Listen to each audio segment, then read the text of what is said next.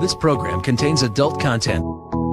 Is there a God? Big atheist. Really? What am I, an idiot? Come on. That yes, it would be nice if you could throw your sins and your responsibilities on someone else. But it's not true.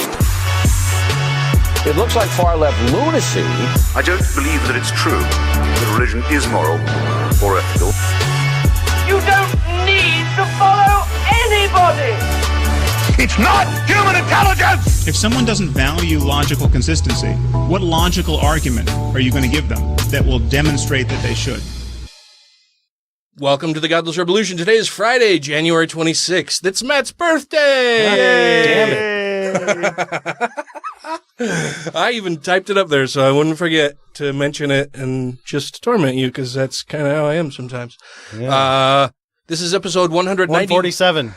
It's always going to be 147. 191. 9 away from the 200 mark. Holy fuck sticks. Still haven't decided what we're going to do for that. Maybe nothing. I don't know. We'll probably end up doing nothing. Yeah, well, maybe we'll do an AMA or something. I don't know.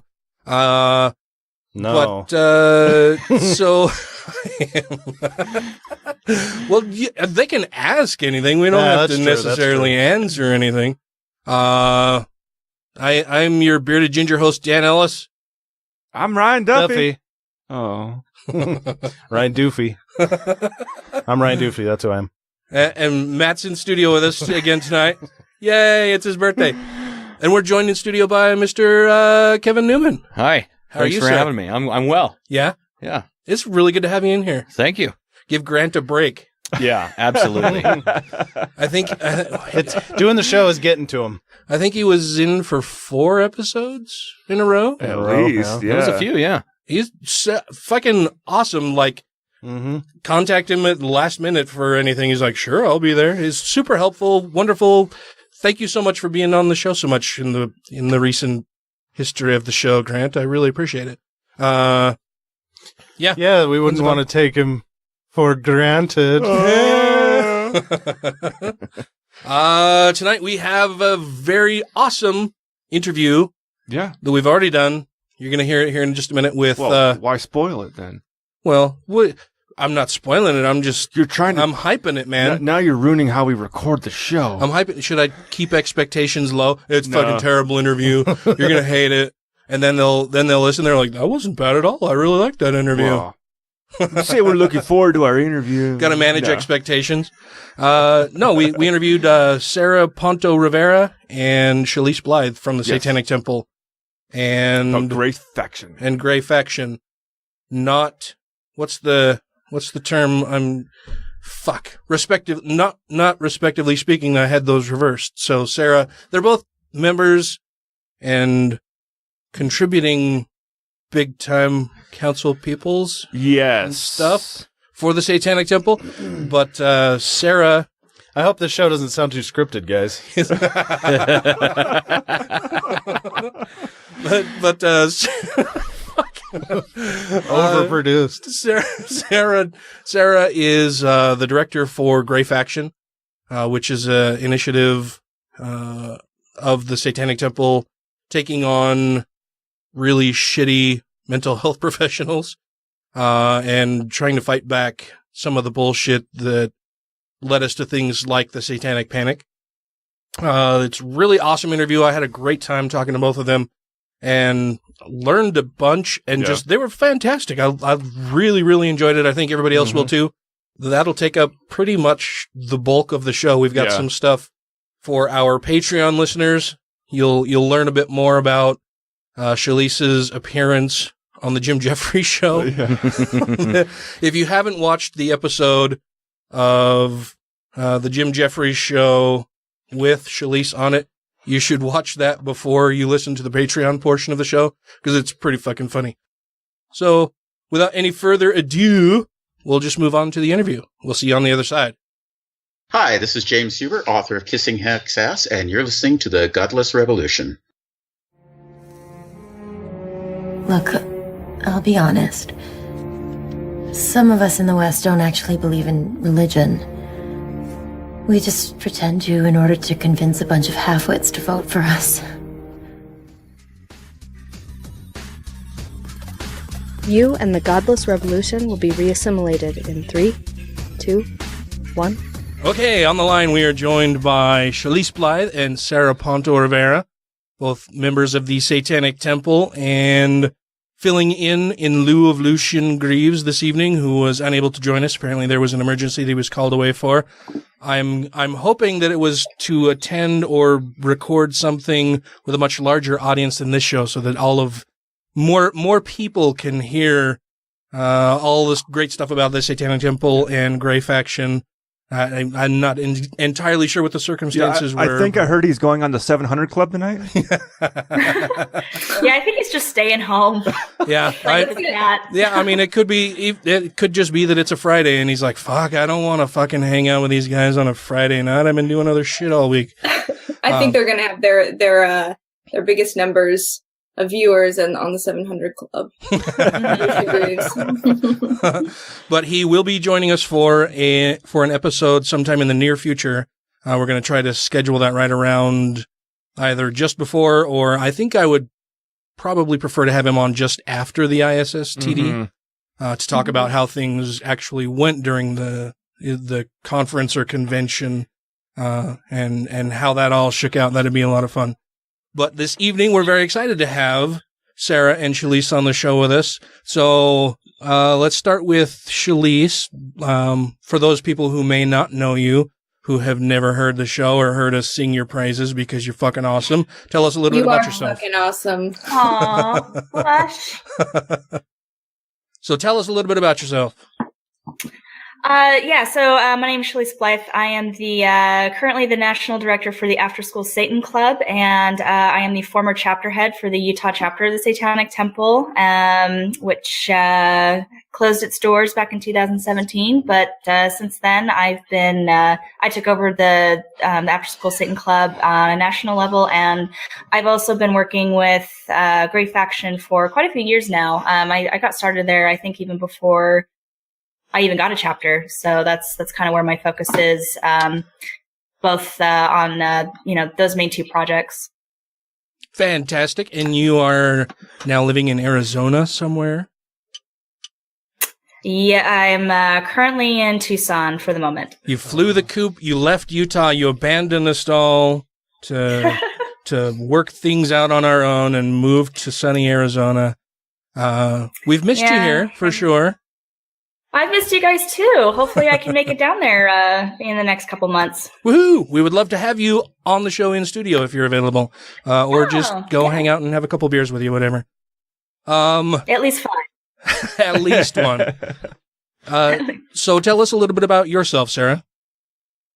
My name's Sarah Ponto Rivera, and I have been working with TST really since its inception on our Grey Faction project. And I also am a former member of the National Council, and have stepped down just recently to be more involved with Grey Faction. It's definitely a passion project of mine that is geared towards challenging and fighting pseudoscience within the mental health field, and our involvement, I think, is very relevant to our satanic grounding that brings us to a place of challenging the satanic panic that happened within the 80s and 90s and how it's evolved within the mental health field. And so over the last several years, I've been involved with gathering research and data to capture what historically the satanic panic looked like, what it looked like, and where it hid within the mental health field, and how it's rebranded and where it is today. And so my involvement has been heavily with Grey Faction, but sprinkled throughout supporting TST as well. Fantastic. I think it's very admirable what Grey Faction is and is doing. Can you tell the listeners a little bit more about Grey Faction? Yeah, so Grey Faction really started as a pet project for Lucien Greaves and I. We met prior to TST's inception, and we're kind of aligned through our passion for science-based mental health care and challenging charlatans within the mental health field. And so through that, we've been collecting information about the Satanic Panic of the 80s and 90s, and what that looks like was a cultural phenomenon that happened within the U.S. That really started. I mean, there's a lot of perspectives on how it began, but I think there was definitely a religiosity push in challenging the changes within the cultural shift within the U.S. There are some perspectives that feminism also brought about the Satanic Panic as well, as women were going to the workforce and putting their kids into daycare, and there's some theories that also sparked. That also sparked the Satanic Panic within the daycare scares. Things like the Fran and Dan Keller case, which that's a couple who owned a daycare, and they were put in prison for over 20 years for some just really fucking crazy narratives that were guided that guided children from police and social workers and such to make these allegations against them. And recently, they just got out of prison and were exonerated and also paid by the state a lump sum of several $1 million for their time in prison. Which, when you think about how 20 plus years of your life gone because there were people who believed that you were satanically abusing children. It's pretty remarkable. But I digress on that case. But so the Satanic Panic that was not only sparked by TV shows like Oprah and Geraldo Rivera. I love him, and I love his stupid fucking mustache. But he was one of the biggest proponents to regurgitate this ritual abuse narrative, and so there was a culture shift, a fear about the unknown, this underground satanic ritual community that was, 1 million plus strong, and it could be your bank teller or your next door neighbor who is a Satanist, and you would never know it. They're so secretive, and that's where this conspiracy grew from. And so, jumping forward to today,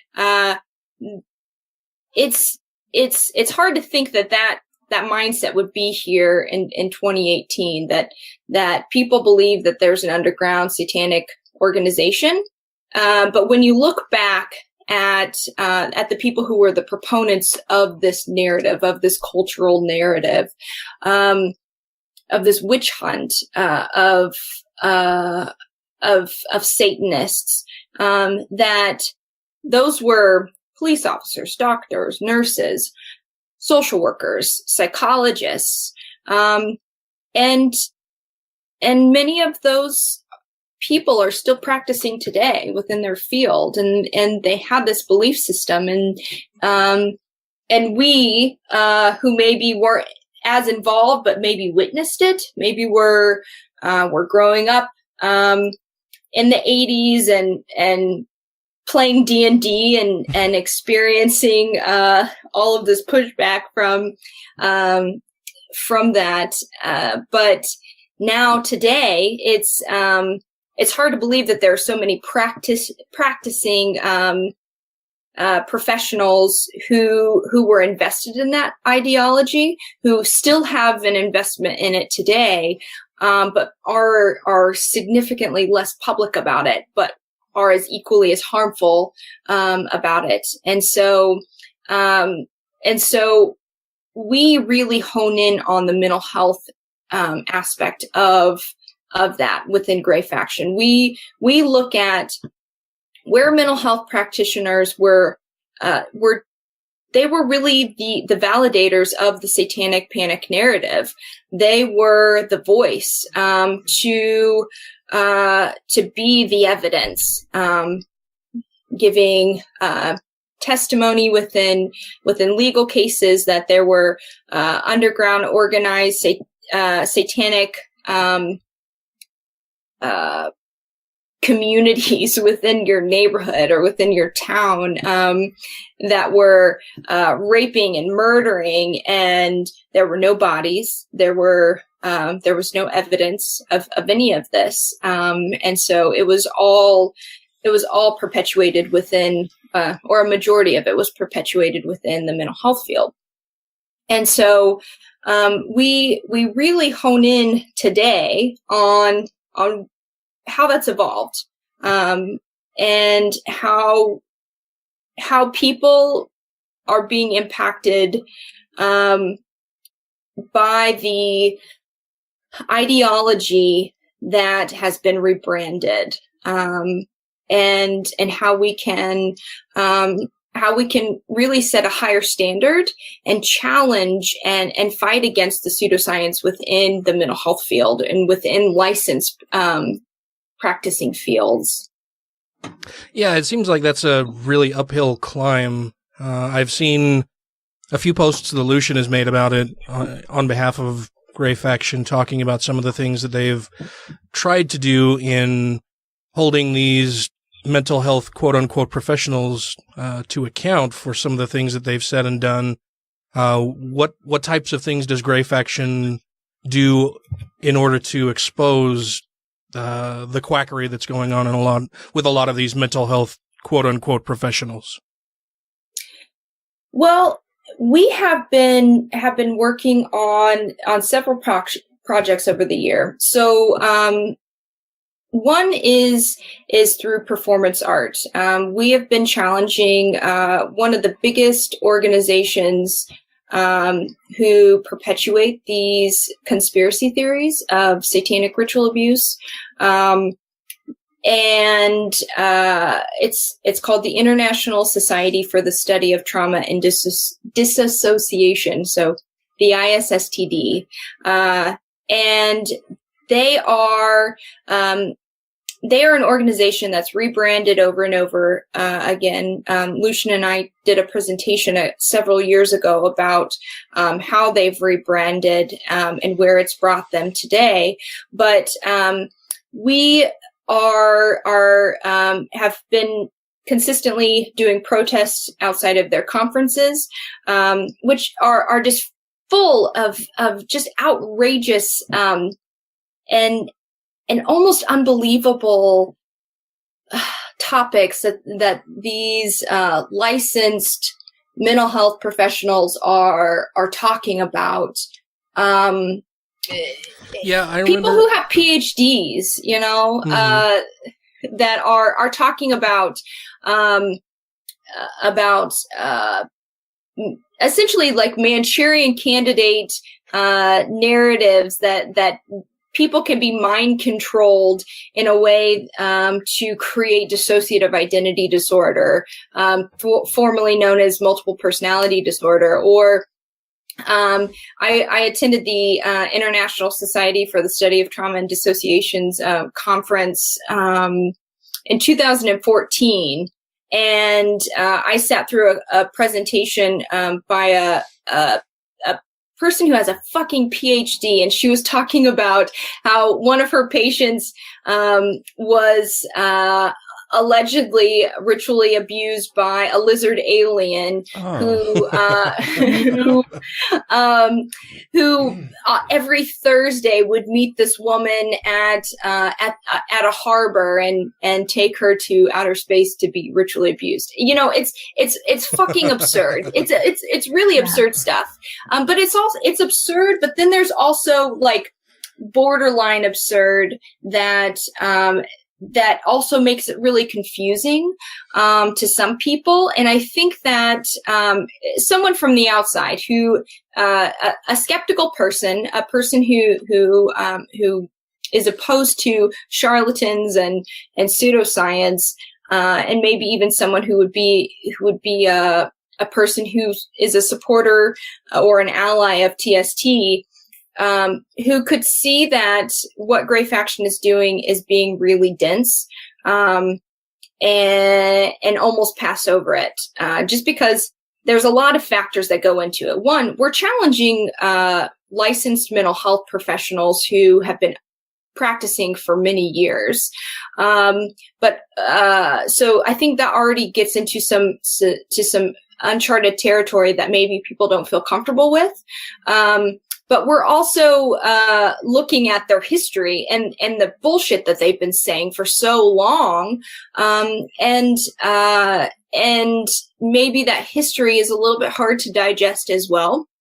But what it boils down to is charlatanism within the mental health field, with that's guided by pseudoscience that has been repeatedly debunked. And challenged, and is so fucking absurd that that really anybody in their right minds would be mortified to know that any vulnerable mental health patient would be in their care, and also an organization that maybe has some people who are neutral on some of these topics. They should be as mortified by those people as well, because they're unwilling to speak up against the dangerous practices within the organizations, or to be a voice of reason, into channeling a conversation to better the overall philosophies of mental health care. Hey everybody, it's X from the Utah Outcasts podcast and YouTube channel, and you're listening to the Godless Rebelution. You're free to go, Father. These men won't bother you anymore. May God bless you, comrades. Hey, Father. You know why Jesus wasn't born in the West? Enlighten me, detective. Because they couldn't find 3 wise men or a virgin. That's enough! I will pray for you, detective. Thanks for listening. Now back to the show. When Lucien was last here in Utah, he came and spoke at, not Weber State, Utah State University. Utah State, yep. And Ryan and I drove up there and recorded it and visited with him for a little bit. And part of his presentation included, I believe it was audio taken at one of the ISSTD conferences. Yes, the guy with the nose issue, was that what it was? Well, yeah, just touching your face in general. That was Neil Brick. That was Neil Brick at a survivorship conference. So not to interrupt you, but to kind of give you some backstory and to kind of give you a little bit. Sometimes I go on rants about passionately about the ISSTD, and I forget that listeners could maybe have an education disconnect. And so the ISSTD has been around since I think 1982, and was formed by practitioners,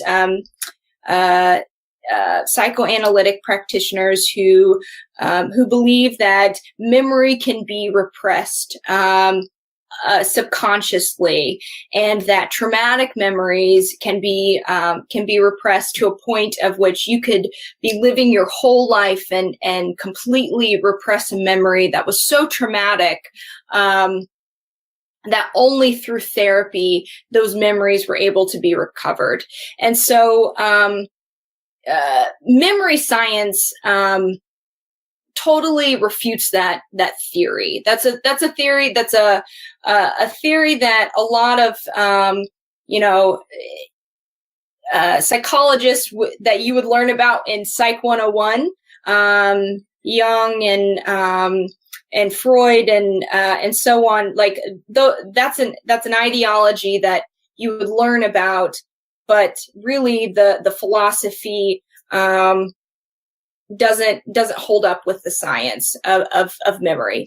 And so you would think memory science would impact an organization solely based on a philosophy of memory repression, but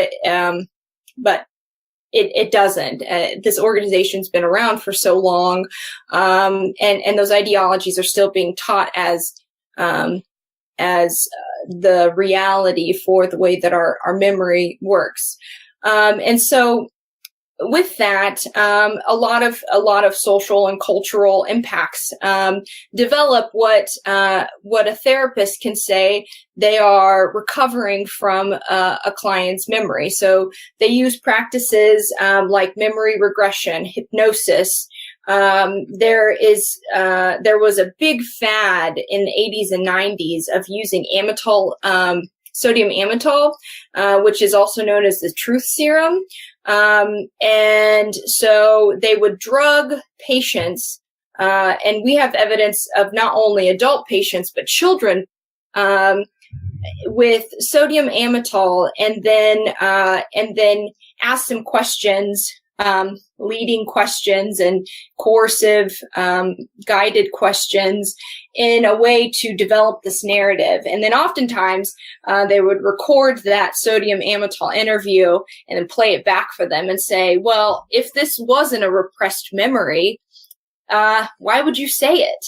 And now, hindsight, 2020, we're able to know that through evidence of research on sodium amytal interviews, that people are highly suggestive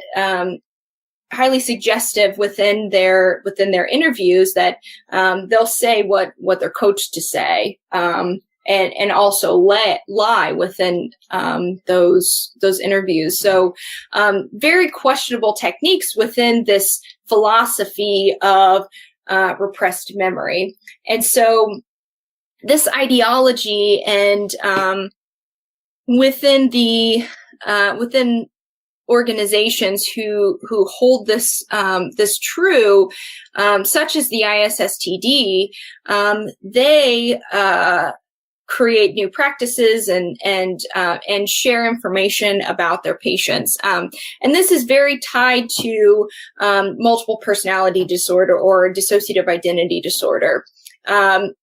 And the grounding for the development of multiple personality disorder, when it was put into the DSM many years ago, was that memories could be repressed to so many traumatic memories could be repressed that could fragment a personality and develop multiple personalities. There is a lot of evidence to challenge this philosophy, and a lot of evidence through patients who've gone under DID treatment or multiple personality treatment, depending on what case you're looking at and what time period you're looking at, of people who were coerced, who were vulnerable, who were seeking mental health care for reasons that were very valid, but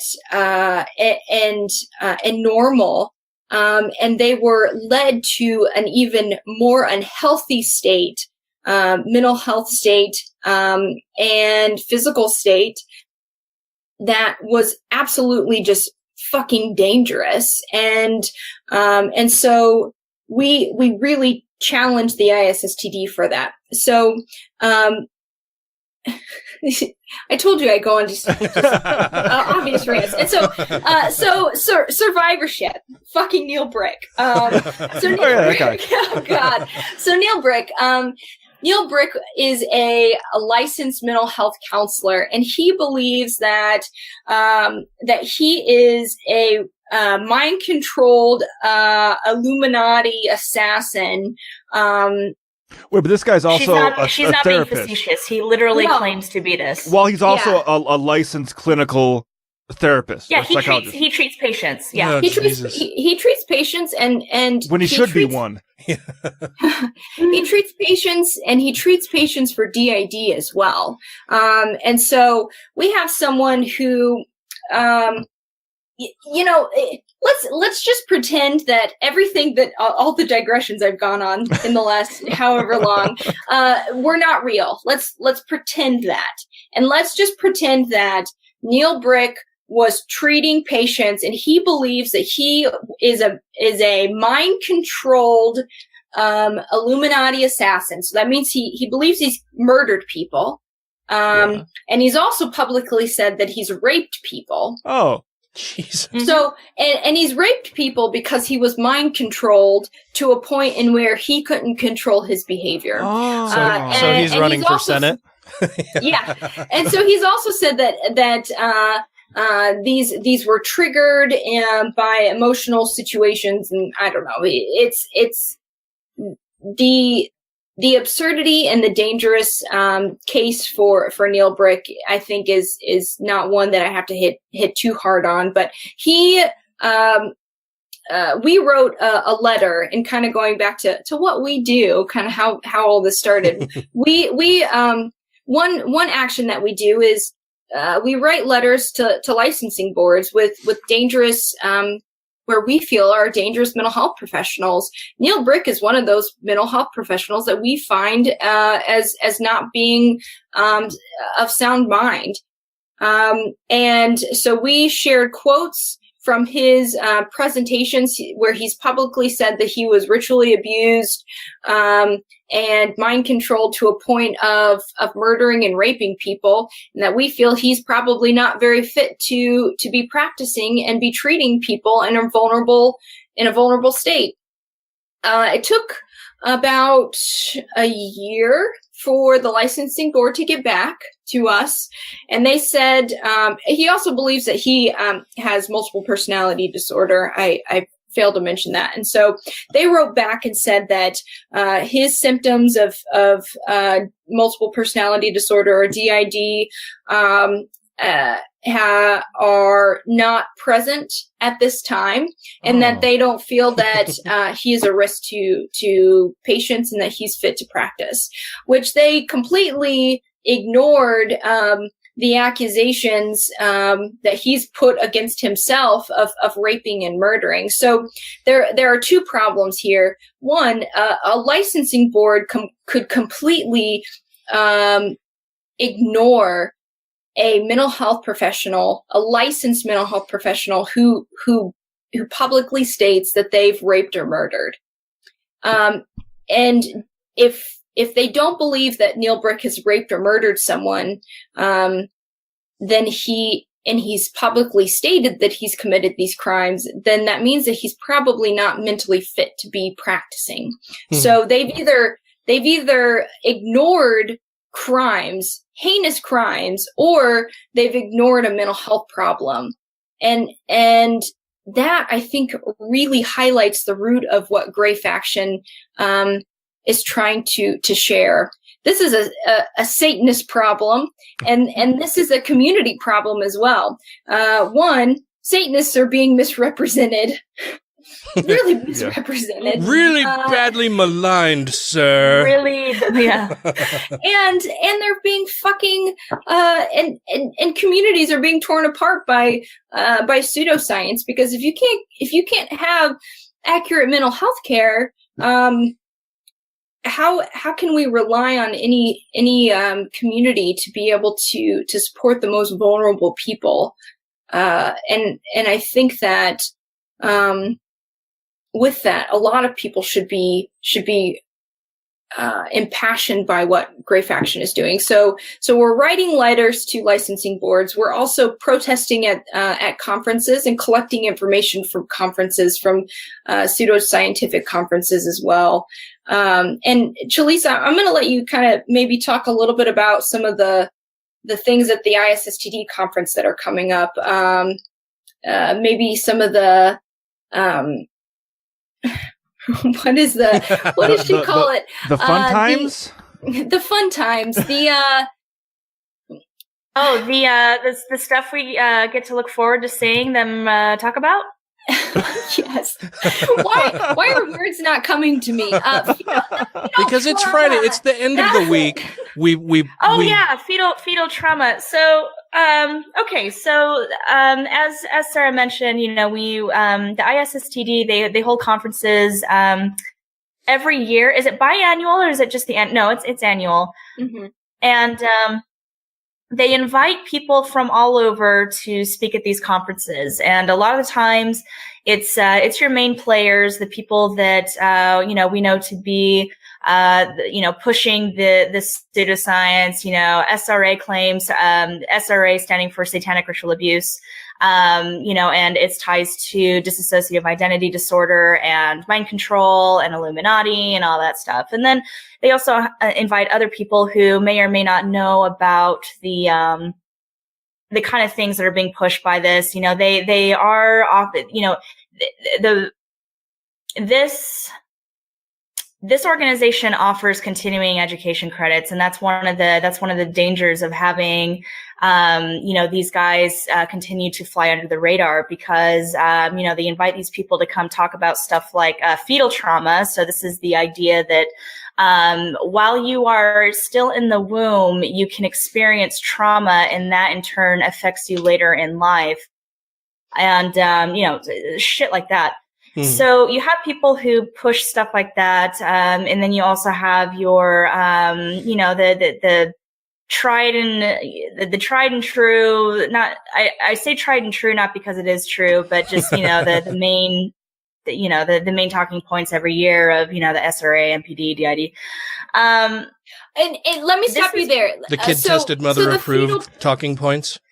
The fetal trauma narrative is not physical trauma, so to speak. This is like emotional trauma that they're saying that a fetus can experience. So it's prenatal, preverbal, and preschool trauma and subsequent development of dissociation. So they relate it to how this trauma can lead to events of dissociation later in life.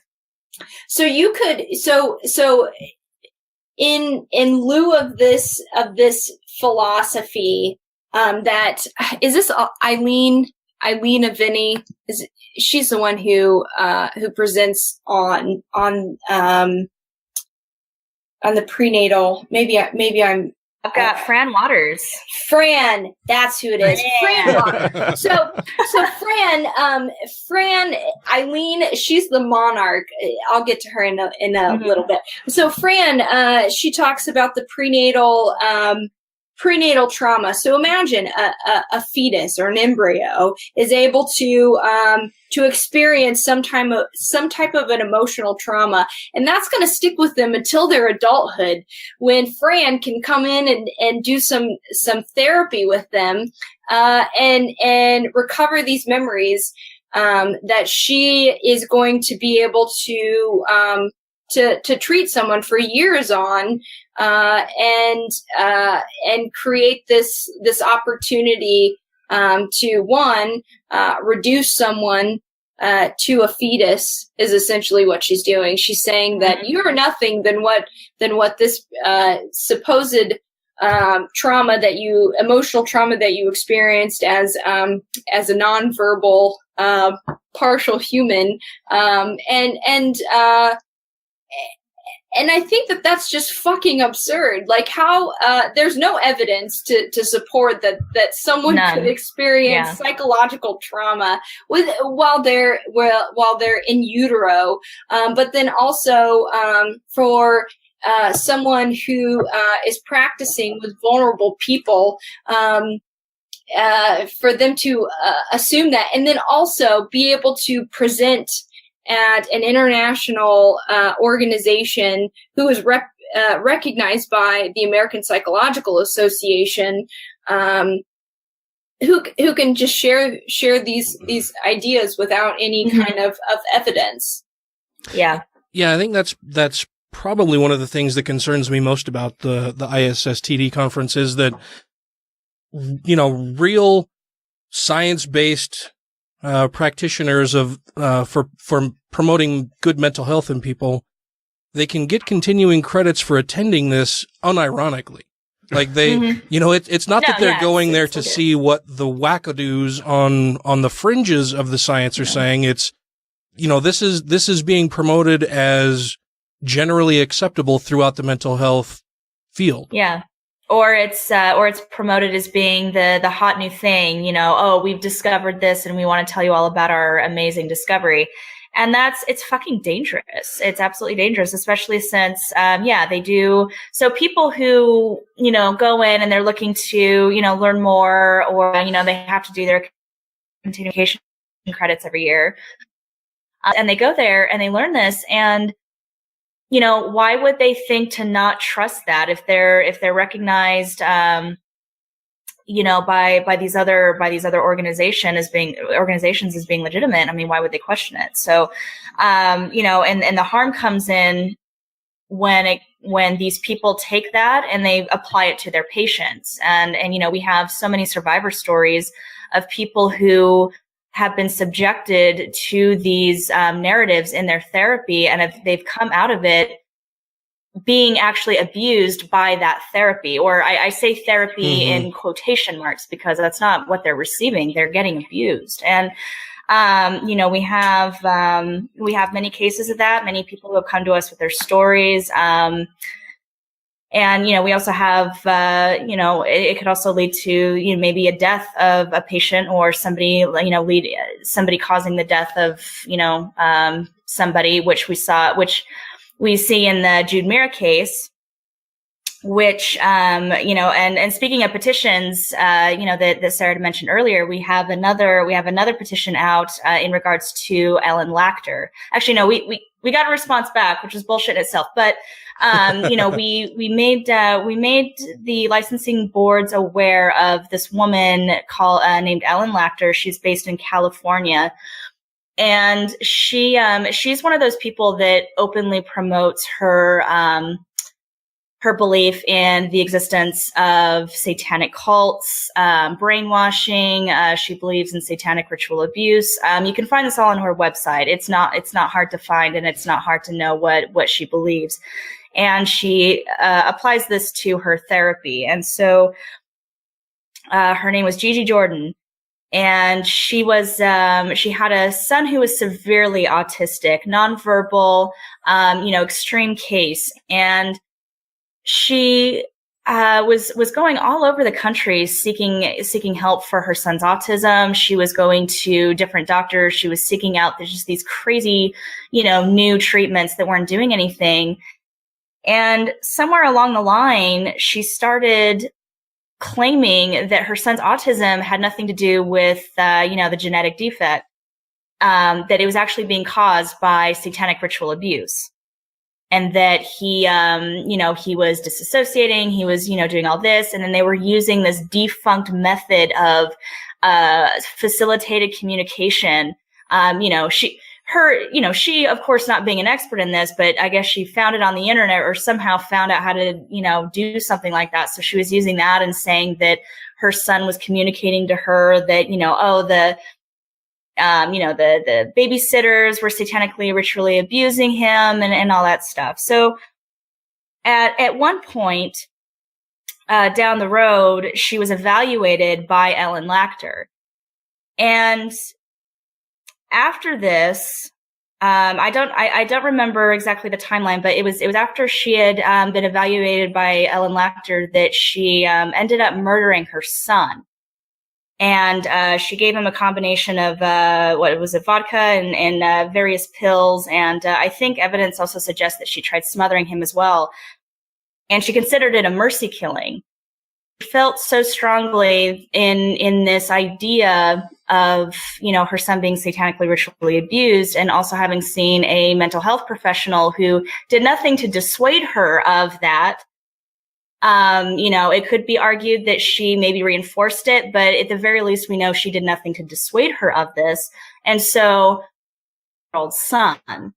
And so this is why we feel it's really important that people like this are, that we make people aware that they exist and that they are pushing this onto their patients, and that they're contaminating, this field with their nonsense, because, an 8-year-old's dead. And, and on top of that, there are survivors of various therapists who adhere to the same narrative, and they come out of it telling us, or, they've come out before, we even existed, just about how they were drugged, they were coerced, they came out of it just having their lives absolutely destroyed, because of this. And none of it was ever true. Yes, they made me believe this was true at the time, but now that my head's clear, now that I'm no longer under the thumb of these, therapists, none of it was true. This is Phil Ferguson of the cleverly titled The Phil Ferguson Show, and thank God you're listening to the Godless Rebelution. The mystery of Nikita's killer is confounding to us, because nothing seems to make sense. Problem? We're thinking like Romanians. And we should be looking at this situation from the other side, through the prism of the American. The United States was founded in 1776 by a bunch of rich, greedy, white men who didn't want to pay their taxes. Rejoining the Godless Rebelution podcast now. And when a mental health professional can really play the authority figure within a patient's life, that is something that if they aren't able to bring about accurate and healthy mental health care, that it's going to be, there's no doubt in my mind that it's going to be a dangerous situation for that vulnerable patient. And that's a really heavy burden for all of us to bear, because how rampant mental health problems are within just the United States and across internationally. I think that if we can't rally behind having accurate mental health care, this is, as I said before, this is an issue that is everyone's problem. And as Chalice had highlighted, we know of one child who has been murdered because of this, and one child is enough for us to say that's more than enough. Yeah. And the people who we know, Jeanette Bartha, she was a victim of one of the founders of the ISSTD. She was drugged, coerced, and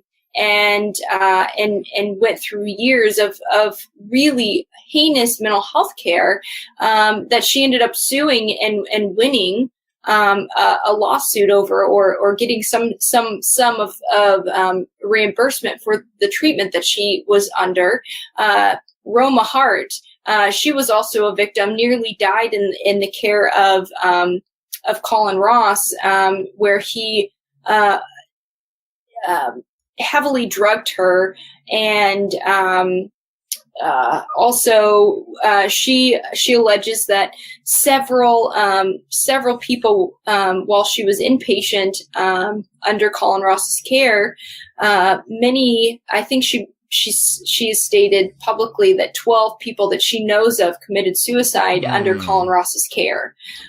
So we know that we know that there is a history of not only manipulation and abuse of power within organizations like the ISSTD, and that these forms of treatment are prone to abuse of power and dangerous practices.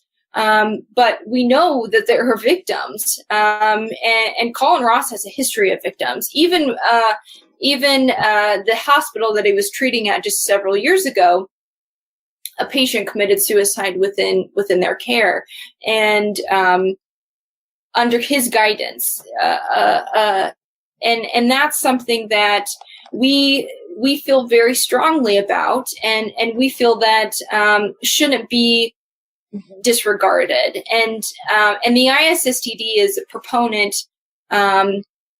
for satanic panic narratives, but for really fucking bad practices that harm people, that harm children, that harm adults who are vulnerable, and any organization that is that harmful to sound science and to sound mental health practices, we're going to be disrupting and calling for action. Yeah, and I really appreciate that. I think that's fucking awesome that you guys are doing it. I can't imagine having somebody mow my lawn if they told me that they had murdered and raped people, let alone know my deepest, darkest secrets and try to help me with my own mental health. Like, does this guy actually have active patients who come and see him? Or, I mean, how do his Illuminati handlers feel about him doing that? And speaking out about it, Yeah. he is very vocal about his mind controlled programming. From what we know, he has patients. He practices in Massachusetts, and Massachusetts licensing board feels that he's sound to treat people. And really, what we found is that you have to fuck your patient to get your license revoked. Sometimes not even then. Yeah. Yeah.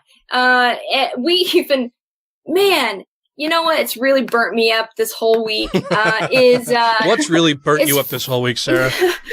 Fucking, so we've been doing, some Freedom of Information Act request on some of the presenters at the ISSTD conference. And Dr. Paul Dell, he was only reprimanded for restraining a patient and then laying on top of her or him, to create an abreaction, and elicit emotional repressed, trauma or emotions. And she or he, if you could just imagine, that your doctor says, well, I'm gonna restrain you so that we can elicit some repressed trauma, and then I'm just gonna put the tip in, just the tip. Yeah, just the tip.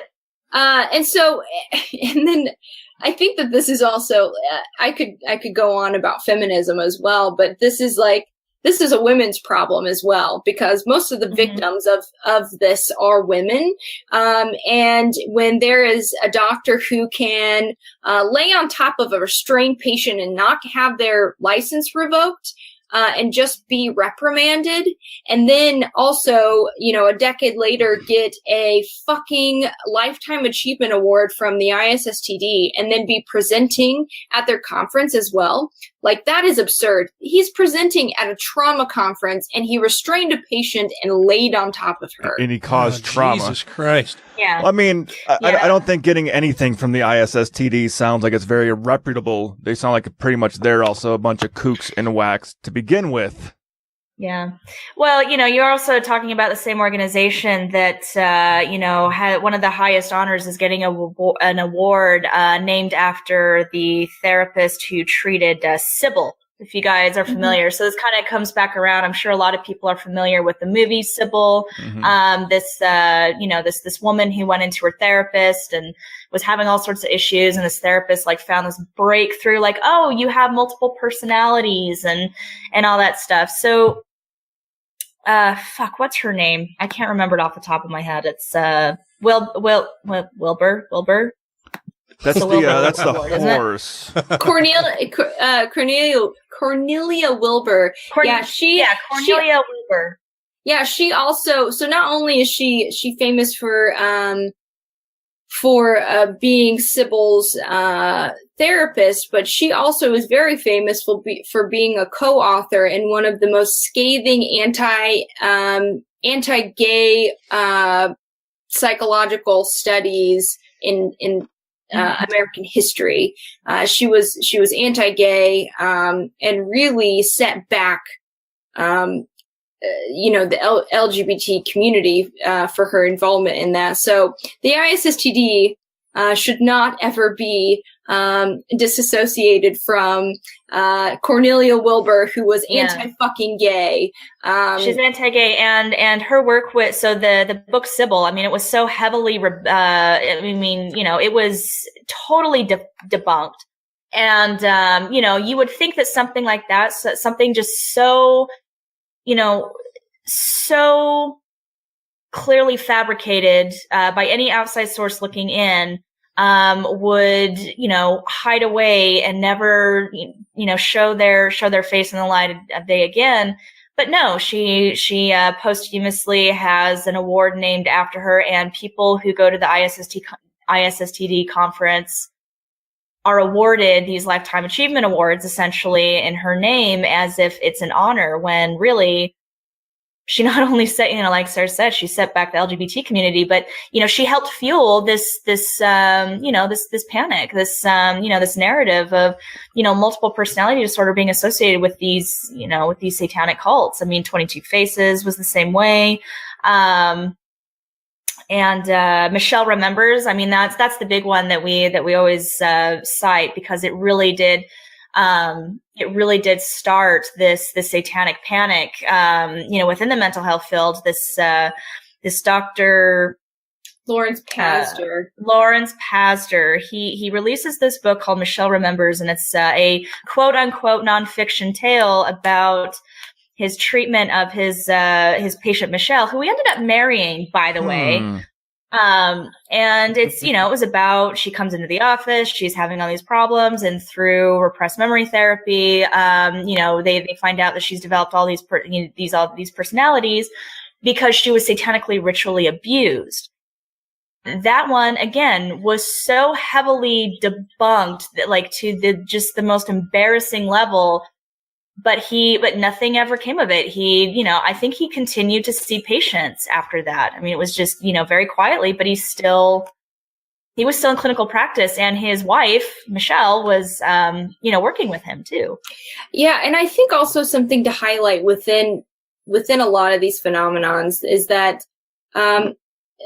not often, I think it's as frequent as it is not, that people who are victims of these forms of therapy are going into treatment for very simple things. I think that Michelle went in just for something like depression. Yeah, and we have reports from people who were diagnosed with dissociative identity disorder and then have retracted that narrative, is that they went in for migraines or marriage problems, anxiety. It's of just the few that we've just identified. How many people have gone to therapy for those things. And then imagine that if you were to go to one of these therapists and didn't know that they held these beliefs, that these really irrational beliefs, that their practices could lead you to some really dangerous situations that are unhealthy and counter to a productive mental health care.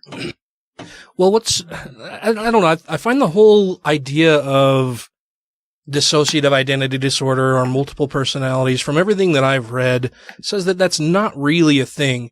And whenever I bring that up, I'll inevitably have somebody out in the audience on the internet who says, oh, yes, it is. It's definitely a thing. You know, I was diagnosed with it or my friend was diagnosed with it. In fact, it's even in the DSM. Well, yeah, absolutely. Go ahead. I think, well, one thing that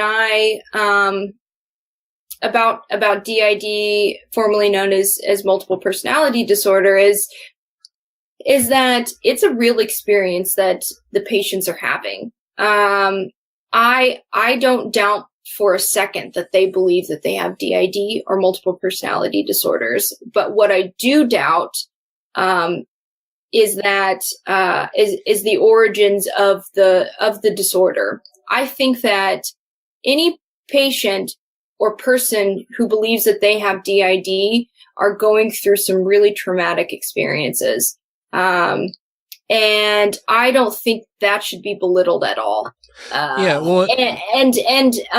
I also think that I don't think that it should be ignored that the role of the doctor who may be treating those patients is leading them to this experience. That maybe had they not gone to this therapist, maybe they never would have had that DID experience. Right. And that is the key. And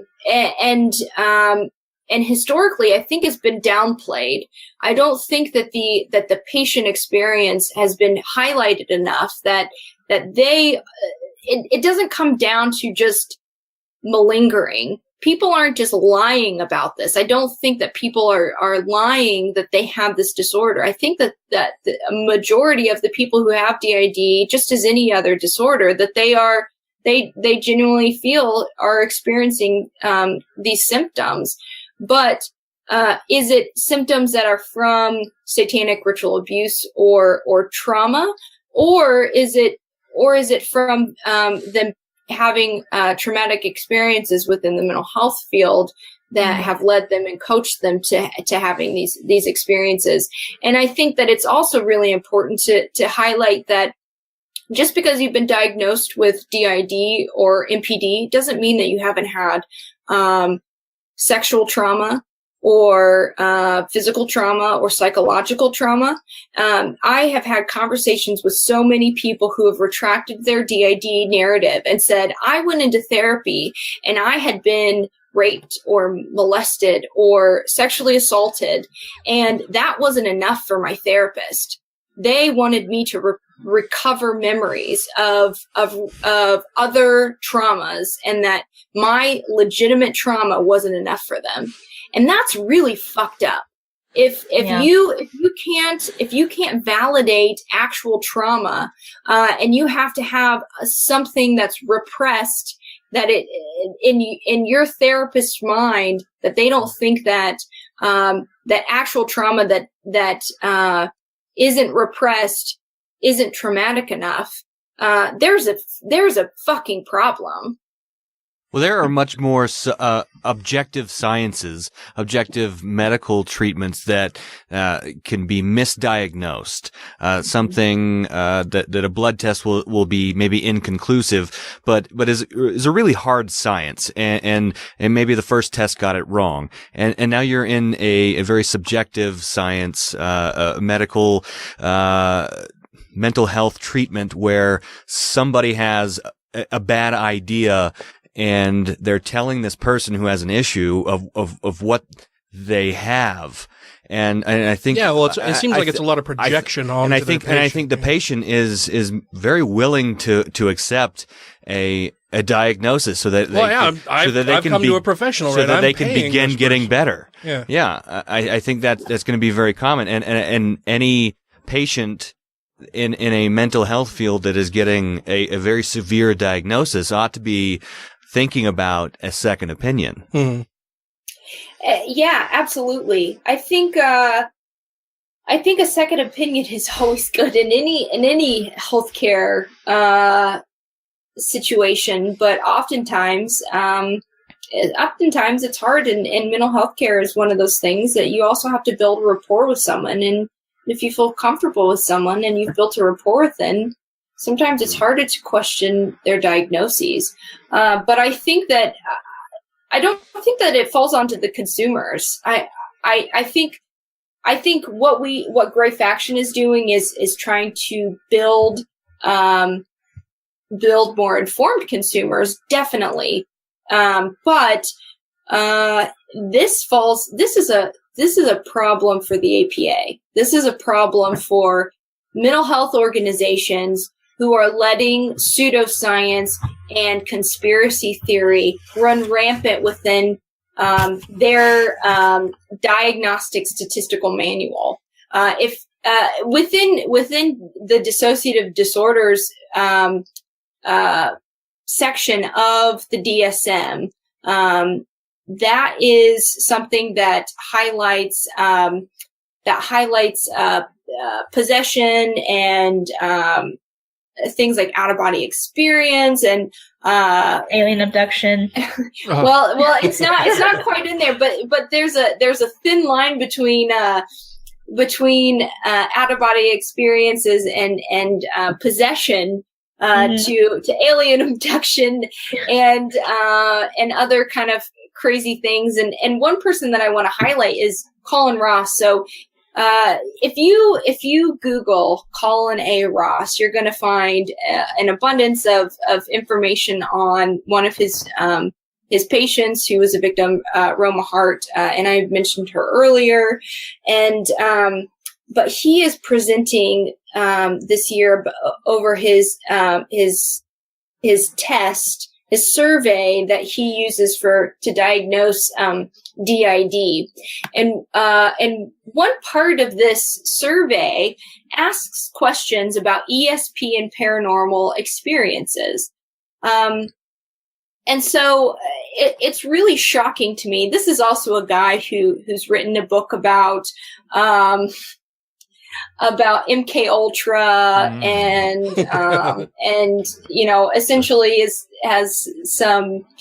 He's written a lot about the Manchurian Candidate narrative that you just you wonder how does someone who has a doctorate degree have time to invest into such foolishness. But anyway, so his survey to identify dissociative disorders, he says that this is it's included in the American Psychiatric Association's Handbook of Psychiatric Measures. So his questionnaire asks point blank about ritual abuse and paranormal experiences and ESP. Hey, this is Taylor Grin from grinandbearint.com, where we do news, analysis, and commentary, and you're listening to Godless Rebelution. As the United States grows, it's profiting off slavery, off the working poor, of immigrants. They even put their own children to work.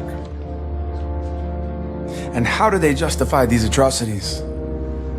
One word. God. They justify every awful thing they do with the word of God. Which brings us to our missing friend, Father Streza, who's been contaminating minds by spreading religion in his underground church, handing out Bibles like candy. And after all, what poison is more toxic than organized religion? If you have questions, comments, concerns, compliments, corrections, criticisms, or concepts for content, contact the show via email at godlessrebelution@gmail.com, by text or voicemail at 330-81-REBEL, or Twitter the twatter at TGR Podcast. Thank you! So the APA, the American Psychiatric Association, is validating a survey that is inquiring about supernatural experiences, and we believe that this isn't just as a are they experiencing this versus this is a reality. We genuinely believe that he's probably more leaning towards that he believes that there's actually people who have ESP, and the paranormal experiences that they're having are I think we might have lost Sarah. Valid. Oh. You cut out for a second there on us. Did you say I cut out? Yeah, for a second, right at the end of what you were saying there. It seems like Colin Ross is a fucking asshole. That's all I was saying. He's a fucking asshole who I genuinely believe is a lunatic, and I would call him a fucking lunatic to his face. I think that he has done some serious damage to his patients, and he wrote a book about ritual abuse that is the worst book that I've ever fucking read, and that's all you need to know. Well, I just want to throw an atheist angle in here too, because I think, referring to that questionnaire that where supernatural stuff is validated, obviously in a case like this, those stand out as being particularly odd questions. Except for, show me on the doll where the unicorn put his horn. Right. Well, that would even be more odd, maybe. But Dan thinks about these kinds of things. We just have to ignore him. But we live in a world though where supernature is elevated, right? It's fantasy thinking and magic all have this special place in our society, and so it does become a little bit sticky to say, well, we're gonna accept all of these thousands of mental health professionals who want to incorporate spirituality into their healing program, whatever the fuck they call it. And so now how do you go back and exclude these other parts that are supernatural, but just maybe a little bit different from the magic that almost all these other guys are doing? You know what I mean? Absolutely. And so I just want to throw the atheist angle in there by saying that we need to just deal with the facts that we have and the actual help, get rid of all the magic bullshit. Then we don't have to deal with idiots like this who throw this, ghosts and Manchurian candidates and Space Godzilla that you meet at the docks and all that bullshit. You can get that all out of there and just not worry about any of it. But absolutely. And I think, from an atheist perspective and from a skeptical perspective, when you look at the DSM, and you have such questionable ideas in there, then that begins to bring about questions to other ideas that are probably significantly more validated and that are a lot more helpful to people who have mental health issues. And it's easy to write off something that has something that's so bullshit in it. It's easy to write off a whole book that's the basis of the mental health care structure because some organization like the ISSTD has pushed for disorders like the dissociative disorders section to have something like possession and experiences of possession as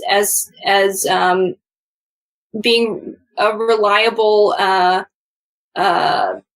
experience or symptom to their mental health situation. And that's also what's really concerning to me. How many people are scared to go to mental health treatment because they saw on Geraldo Rivera some fucking person 20 years ago talking some bullshit and they know that they're still practicing through the ISSTD and they're scared to go get treated. And that's concerning. And I think that's a part of the issue, but and I would say that's a really huge issue. I mean, when it seems weird to me that the APA itself wouldn't look at things like the ISSTD as being on the fringe and as being harmful to their overall mission of actually getting mental health to the people who actually need it. I mean, if somebody sees shit like the ISSTD and doctors who believe that they're secretly Illuminati and are murdering people and raping them and that they're a Manchurian candidate, that if you touch your face in such a way, they'll freak the fuck out while they're at the conference itself. And so they'll boot you out if you touch your face. I mean, to me, that makes the entire enterprise look like shit. It makes it so that people would be terrified to go and see a mental health professional because they don't know how badly that person could fuck them up, right? I mean, as you said, Sarah, I have no doubt that a lot of people who believe that they have DID or multiple personality disorder, that's actually what they believe. But how did they arrive at that belief? I mean, it's not something that they believed that they had this, and, that they had never heard anything about it before, that they believe that they have more than one person living inside them, and so they go and try to get that fixed, right? Every case that I've ever heard or seen anywhere, it's that somebody had some other mental health issue. They go into somebody who they hope or think is going to be able to fix them, and instead they come out even more broken than before. Yeah. Well, I mean, from the patient perspective, it's exactly that, because the people who aren't afraid to go and get help, they seek this treatment, and they trust that this person is going to give them the best possible care. And, it's how you would approach any situation like that, whether that's mental health or, physical health. If you had to go to a surgeon, if you had to go to a specialist, if you had to go to your general practitioner. I mean, these are people that, they go to school, they're trained, and you trust in the system to train them, to the best of their ability to give you care. And so, but it's especially frightening when you're in a delicate mental state and you have these issues and you are trying to find the answers to them. If you go in for depression, anxiety, if you're just having these issues and you're trying to figure out, well, what, what's the basis of this? Like, how can I get better? So you're fragile, you're putting your trust into these people, and then for them to tell you, well, the reason that you're experiencing all these upsets, the reason you're feeling so low, the reason you're having these outbursts, is because when you were, 5 years old, your parents sold you to a satanic cult, and they made you watch babies get eaten, and you were, sexually abused for years. I mean, at some point, if you're not overly medicated, which has been the case for a lot of these patients that have come out against their therapist saying that, this is what's happened to them, if they're not heavily medicated, there's a certain point where you're like, well, they said they were experts. And that is a common theme that we hear from these victims, is they said they were the experts. Mm-hmm. They said that, they knew this to be true. There was evidence, and that, that this explains everything that I'd been going through. And so, you can't blame them for putting their trust in these people. They're not to blame. It's the therapists that are to blame. Exactly. And, and so that's why we feel so strongly about what we're doing, because, from a satanic perspective, we absolutely do want to denounce this idea that there are satanic cults in existence that go around murdering babies and doing these, baby farms and ritualistically sexually abusing people. We have a lot of self-interest in that, obviously, but moreover, outside of ourselves, we feel that, it's our job, it's our duty. We're kind of ethically bound to, bring this into light. It doesn't just affect us and, how it, affects the public perception of Satanists, but how it's affecting these innocent people who just want medical care. So yeah, it's on those assholes. Fuck those guys forever. and you know what? Fuck the APA as well, because the APA has been just a perpetuator of a bunch of bullshit against LGBT individuals over the years, and I see this as nothing other than a religiously charged narrative within a self-proclaimed scientific field that is harmful. It wasn't too long ago that being gay was within the DSM, and being a trans person was a diagnosis, and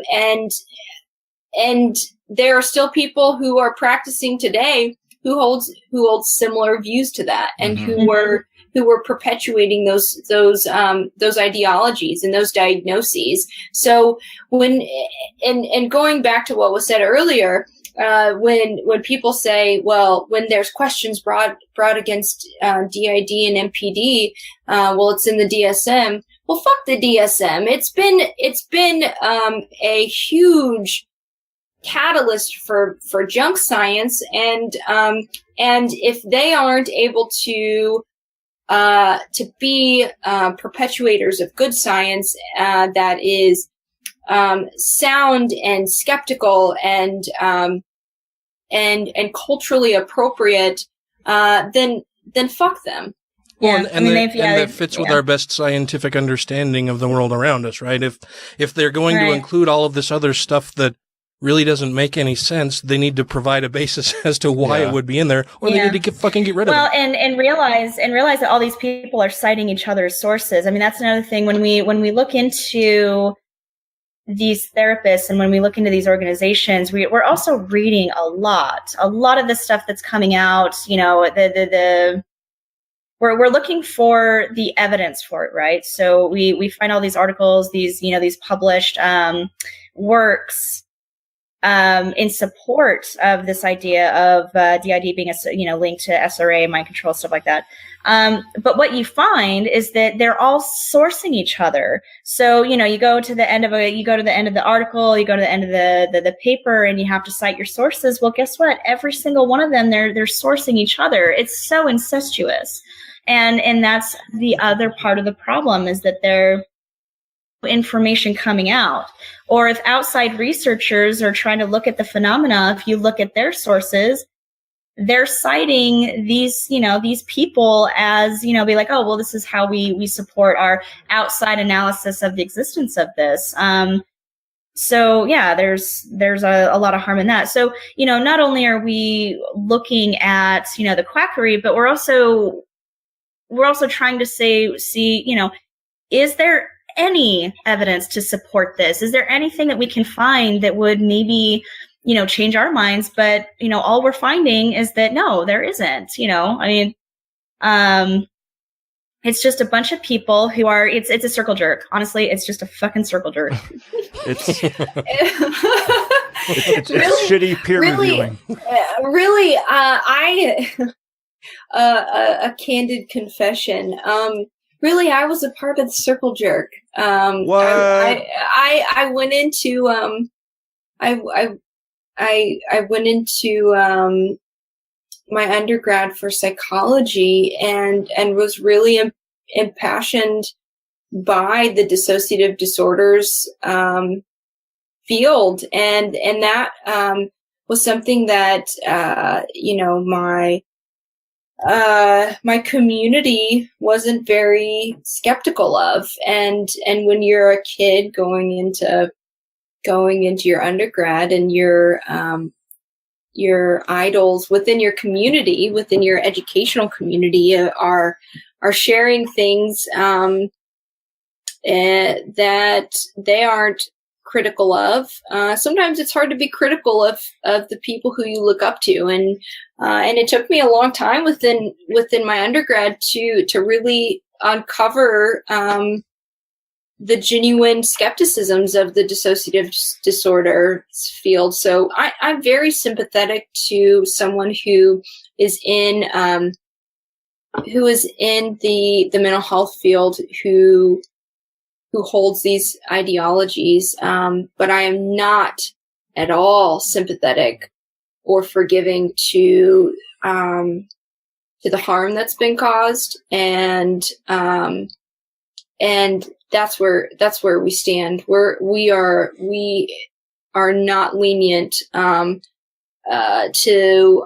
any of the practices that have harmed patients. When you have an autistic child who is a victim of a narrative that was undoubtedly perpetuated by mental health professionals. You think about his mother who murdered him. How many mental health professionals did she encounter prior to murdering him?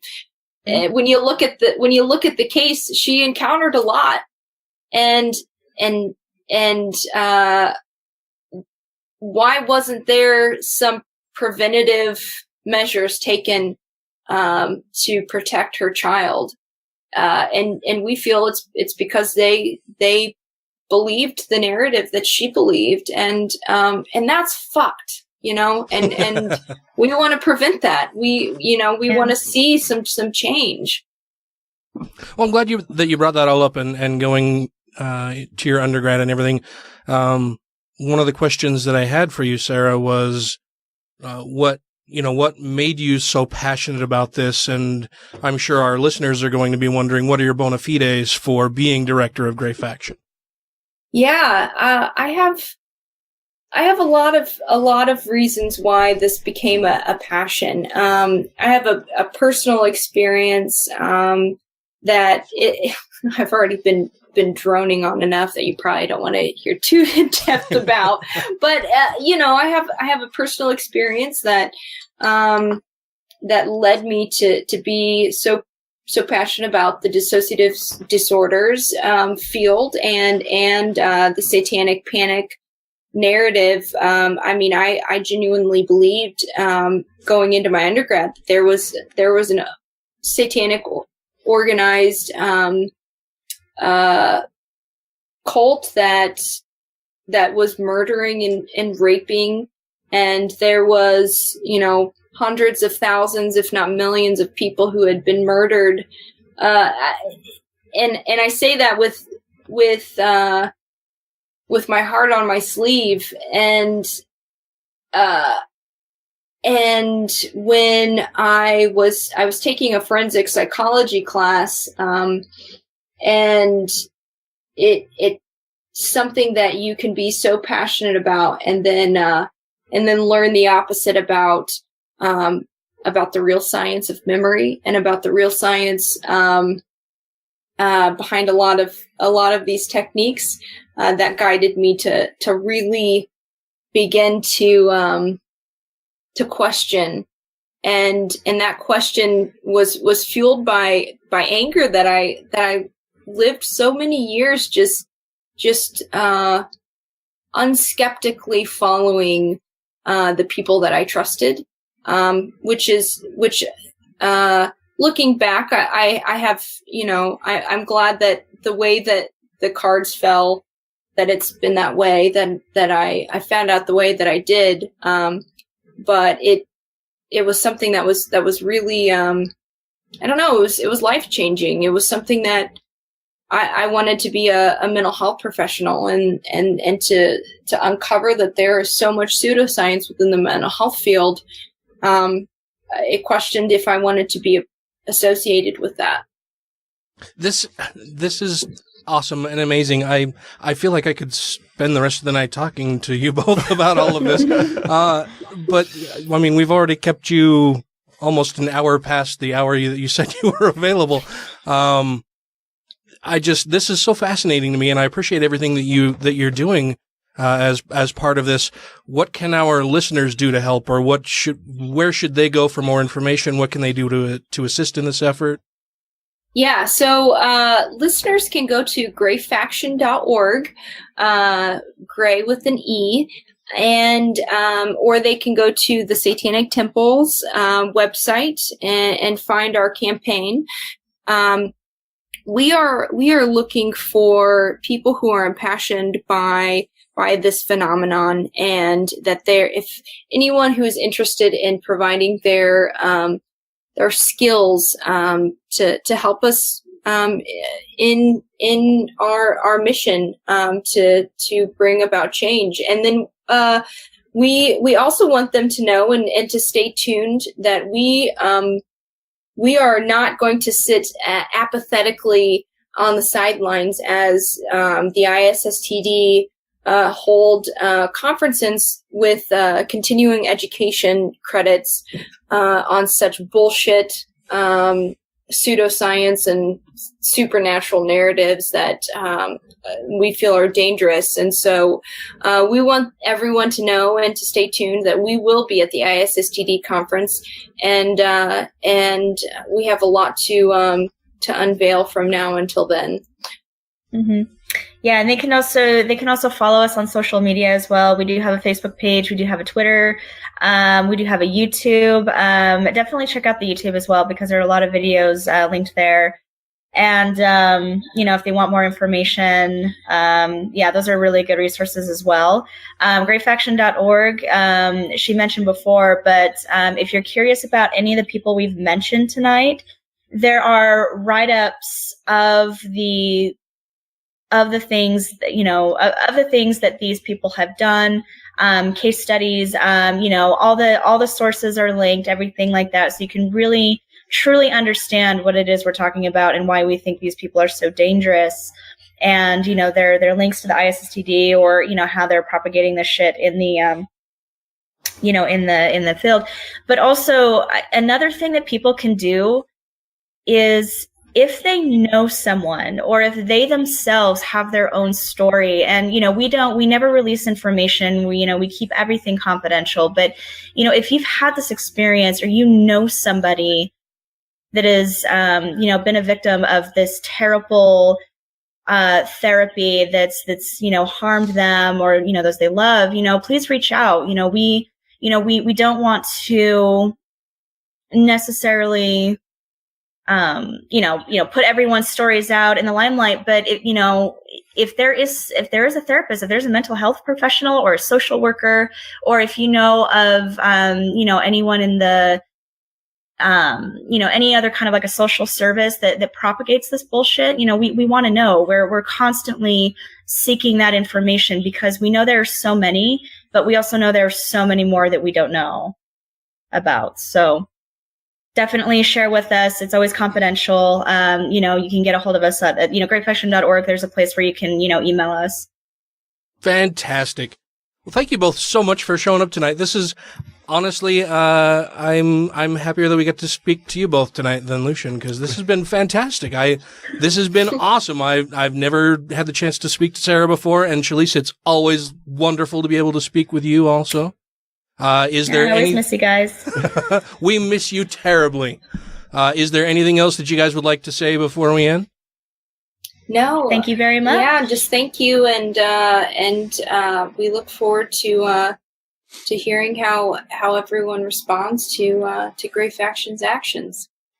This has been so awesome. Thank you both so much. I have one final question. Thank you. Oh, Matt's got one final question. I just wonder, what's a good therapist to do if they just want to tie down a patient and plank on him for a while?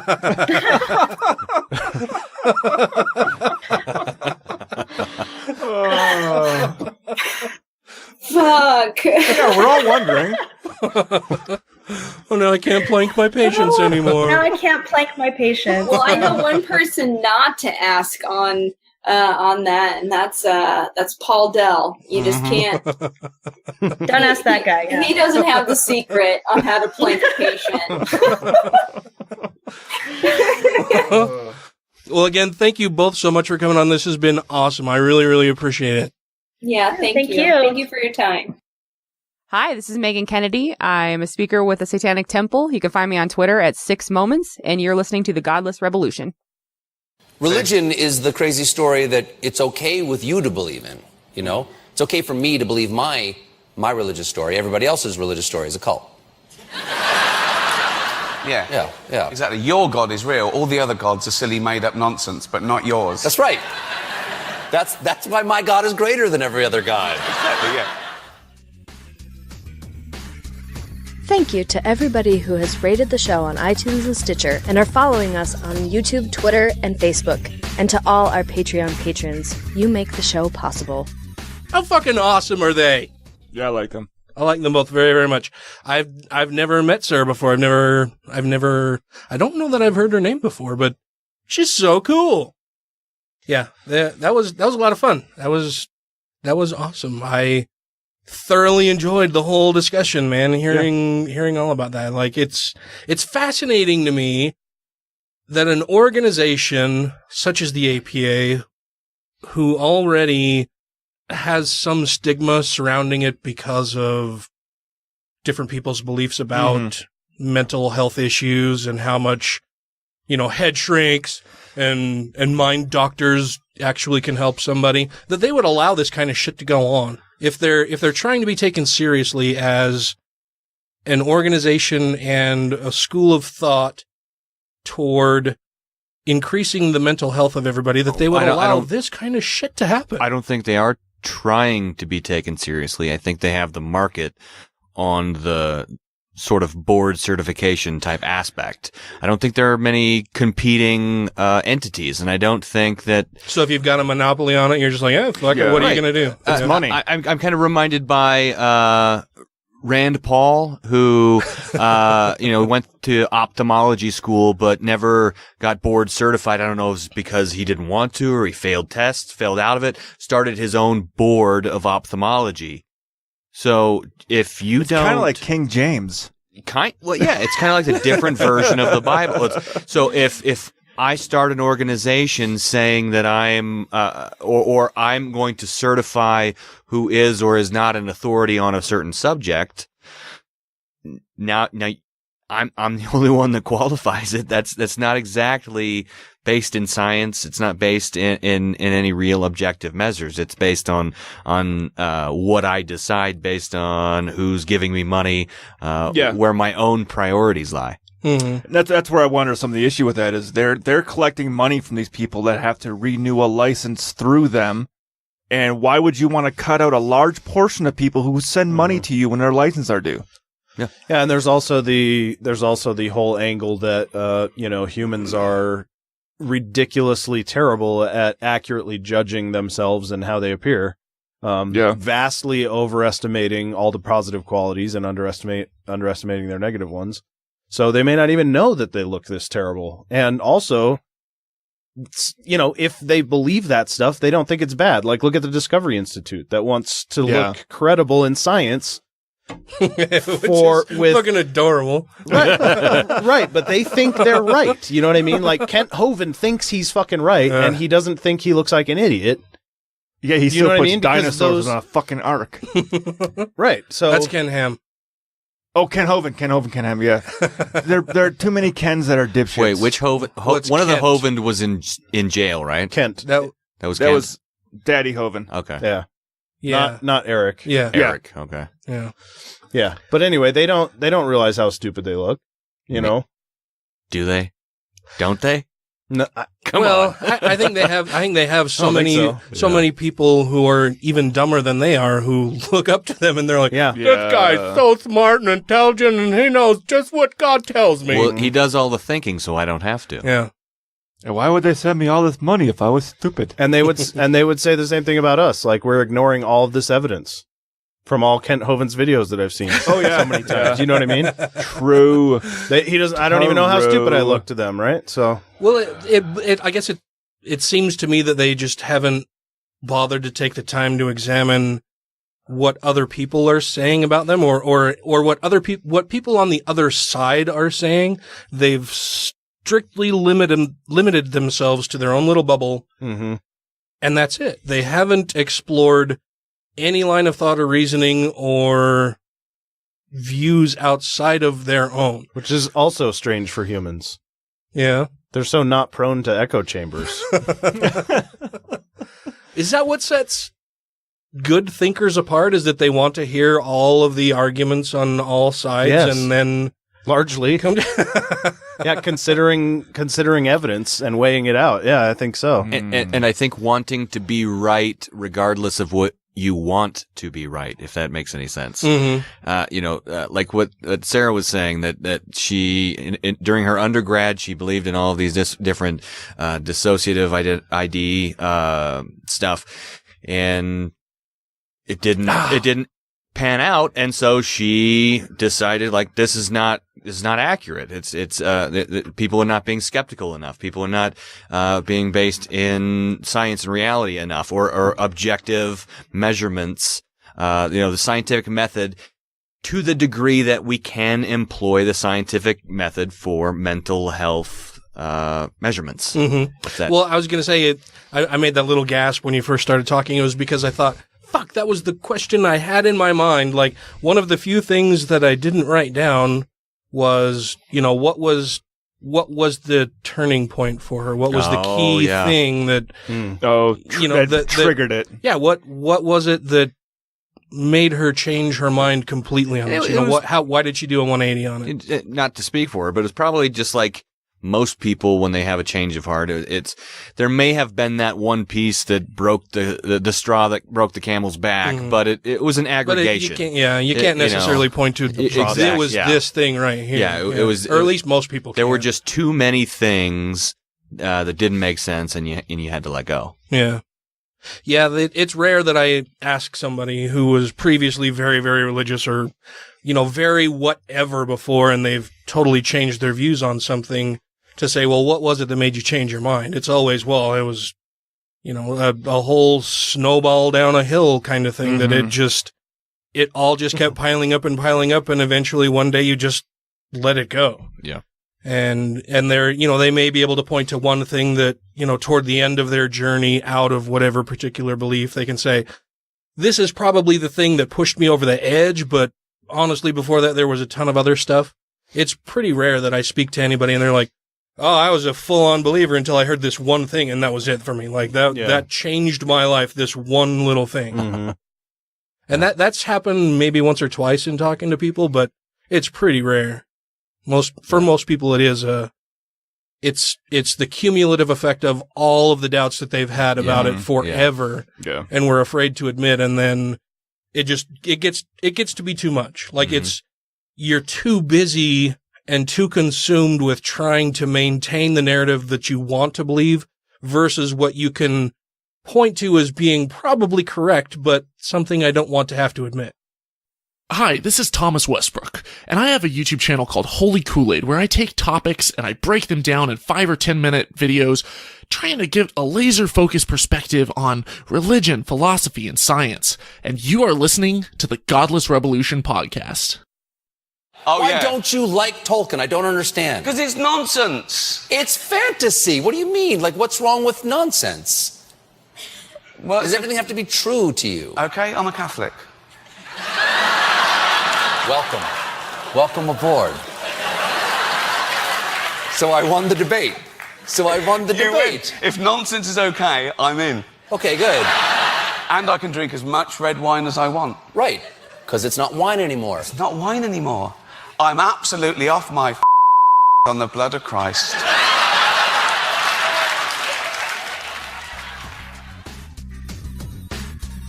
Rejoining the Godless Rebelution podcast now. So, I've been depressed probably since puberty. And I've just kind of dealt with it and just been, I think I use, being serious about things or being, or maybe even sarcastic about things as kind of like a mask. This is just how I am. It was mostly, kind of dead inside. But, I've tried 2 different, antidepressants, and the second one is Prozac, and I finally got it dialed in, and oh my God, it's like I'm almost a new person. Yeah. It's kind of freaky. Really? Yeah. So then now, it had been months and I'm on this and I'm feeling great, but I'd also fixed some shit in my life. I had gotten out of some relationships that weren't really working out for me. And so I was just feeling good. And I'm like, okay, maybe it's all of this. And, I'm just going to stop taking the Prozac for a little while and just to see what happens. Maybe I didn't need it. Maybe it was just life and circumstances. And, correlation. Yeah. And about 2 weeks in, I wake up one morning and I'm just like, damn it. No. And it was just that feeling of, I got to go through this shit again. Another fucking day. God. And I'm like, oh, yeah, those drugs were working. Because nothing else had changed. Yeah. Like, I had just gone to sleep one night and I woke up and all basically the last dregs of the serotonin were gone. And now I'm just like, why am I here? Like, I don't care for this. Turn into a nihilist overnight. No, I didn't turn into a nihilist until just a couple of weeks ago. No, it's so funny, man. Nihilism. I didn't. Nihilism. I felt good about their nothing mattering. Mm-hmm. If that makes, I mean, it's counterintuitive, but the same way that I felt when I finally accepted when I accepted atheism was that I have nothing to die for, I have everything to live for. Mm. And I accepted that while depressed. I'm like, okay, I gotta struggle through this because I know I've had glimmers of happiness, I've had glimmers of hope. I'm gonna do this. And when I kind of got the idea of nihilism, like I had kind of avoided it for a long time because, I believe in nothing. I don't know, nothing's important. I don't necessarily believe that, but at the same time, I'm pro-union. I try to buy local. I try to feed the local economy. I try to help people. And it's impossible. You're conscientious. It's so impossible to do it right all the time, and so I'm just like beating myself up over it. I'm like, I'm fucking weak. I'm a sellout. I'm an imperfect ally for all these people. Right, exactly. and then I'm just thinking like, oh no, God, it doesn't even matter. Like, even though this cell phone is made by tiny hands in Malaysia, they're all going to die one day. I'm going to die one day. Their life didn't mean anything in the scope of the pale blue dot hurling through space. Like, fuck it. I can't help them necessarily. What's this going to matter in 10 years? Nothing. No, in 100 years, none of this will. I'm like, okay, I can swallow that. And it just kind of helped. Because I've been feeling bad about everything for a while. I can see that. I get that. I get where you're coming from. I got some strong nihilistic streaks in me. Yeah, Oh, and yeah. I hadn't really, I'd been wanting to not acknowledge nihilism for a while. I'm like, no, even though there's no God, even though there's no necessarily purpose or divine thing, things have to matter, or I wanted things to matter, but kind of they don't. I mean, they matter to me in this life right now. Yeah, but there's kind of a pushback against nihilism and atheism within the atheist movement because it's such a common thing to hear from Christians, right? Well, then if there's no God, then none of this matters, right. And then we have to counter that by saying, well, our family matters, or blah. Mm-hmm. And so there's this pushback against nihilism. Mm-hmm. But in my mind, that's for the sake of telling the stupid idiot fucking Christians that atheism doesn't mean that everything's worthless, but it really is. Right. But I'm not willing to give them that. Yeah. No. That's difficult. I understand the appeal of nihilism, and really, I mean, in the grand scheme of things, and like you said, our tiny pale blue dot spinning through the vast this nothingness. gigantic rocky planet we live on, you mean? Compared to I know. Compared to the universe as a whole, it's like we're fucking completely insignificant. Yeah. So, mm-hmm. but you guys matter to me, right? Yeah. For now. Well, yeah. I've come up with this term, and I've had it for actually longer than I've accepted nihilism, but after atheism, and I don't know. I could have heard it somewhere and it just latched on. So I'm not necessarily taking credit for it, but the idea that that being happy and finding things that matter is a matter of being selflessly selfish. So that I help people so that they, that they stay in my life, that they're nice to me, that there's a back and forth, that I have relationships, because if you're a dick, nobody wants to be around you. And if nobody wants to be around you, you're kind of like lonely, and then nothing really matters. So, if you want happiness, being selfish in itself can be bad, but if you're selflessly selfish, you do things to help people in order to increase your own happiness. Is that bad? Is that selfish? No, I think that's a positive way to make the world go round. Makes your world go round. Well, yeah, I think you touched on something that I've thought about for quite a while, is that there's what did he touch on, Dan? Well, just that there's no such thing as true altruism. Right. Right? There's no... clearly, yeah. Nobody... Have you met a human?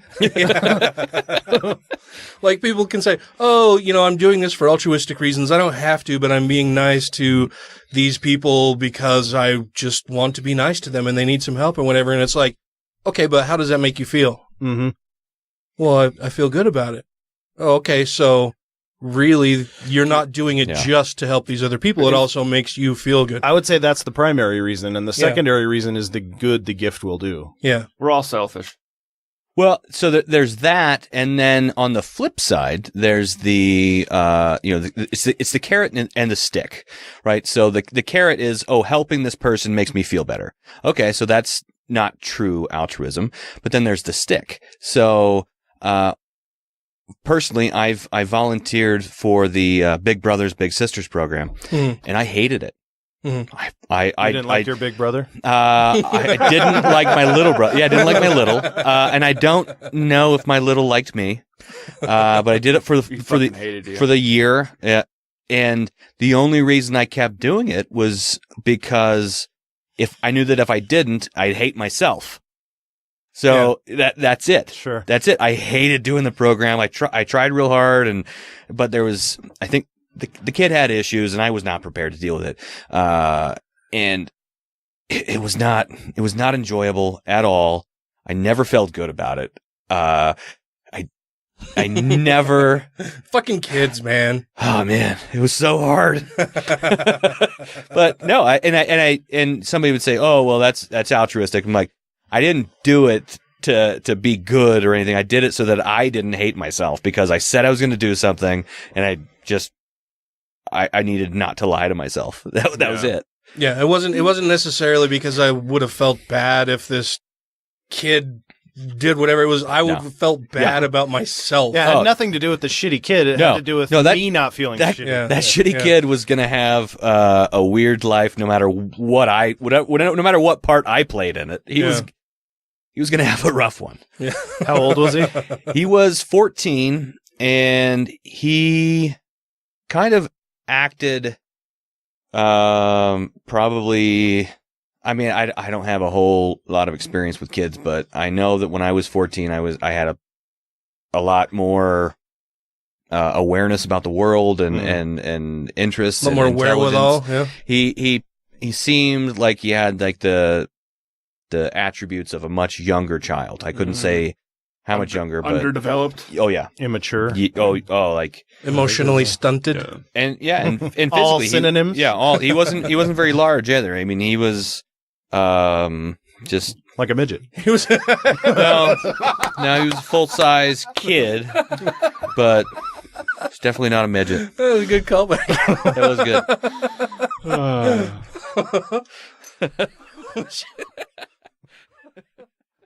Hello, I'm Lloyd Evans. I'm a former Jehovah's Witness. I'm the author of The Reluctant Apostate and senior editor of jwsurvey.org, and you are listening to the Godless Rebelution.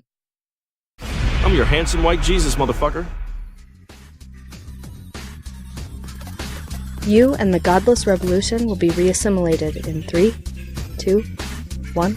What's Element 11? It's the Utah's regional Burning Man event. Yeah. So it's a sanctioned bunch Burning of Man stinky event. fucking hippies out there doing drugs. Kinda. Oh wow. That was it.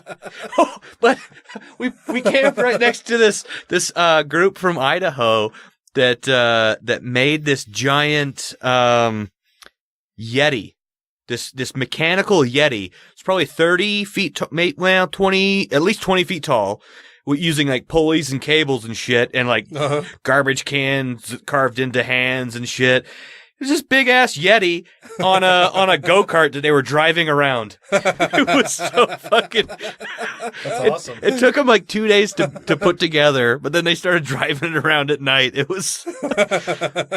I had no intent. I had no desire to ever go to a Element 11 or Burning Man or anything, but I was bored and I had nothing to do, and my buddy just said, "Hey, my girlfriend can't go to Element 11. I got another ticket. You want to go?" I'm like, Yeah, I literally have no reason that I have to I have no reason to say no to this. So I went.